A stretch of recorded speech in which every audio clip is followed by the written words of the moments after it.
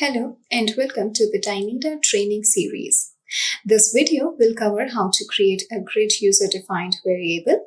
This variable is used in crosstabs to represent the survey questions which were asked in a grid, table, or matrix format. There are two ways to create grid user-defined variables. One is creating grids automatically. Another one is creating grids manually. If you have several grid questions in your survey, the application can create the grids for you.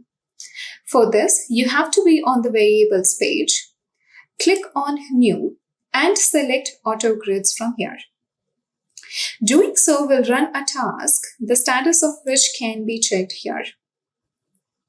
Once this task is completed, you can find your automatically created grid variables under the uncategorized category. You can also create grid variables individually.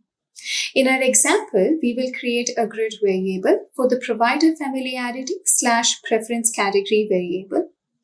In our survey, respondents were asked if they were familiar with several brands using a 3-point scale as shown here. When the respondents' data is exported, each brand becomes an individual variable. This is common across many file formats. However, by using a grid variable, we can combine all the brand variables into one and have the numbers represented in matrix fashion as well. To create a grid variable from scratch, you can select one or all of the variable that will be part of the grid, and then clicking on New, select Grid Variable.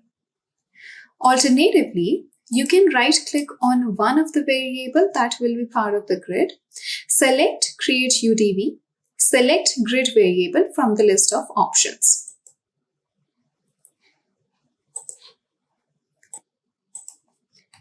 We'll call this example Grid Provider Familiarity. Add the variable to a category if needed. By default, it will be added to the same category as of the original variable.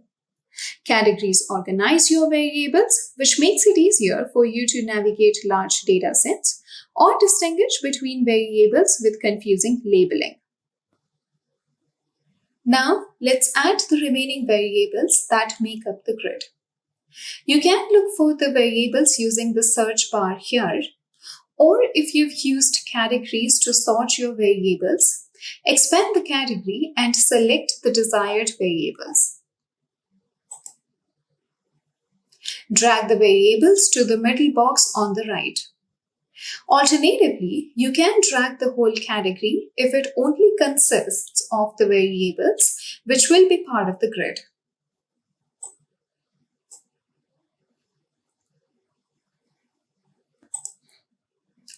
The variable values will appear on the bottom and variables themselves will appear on top.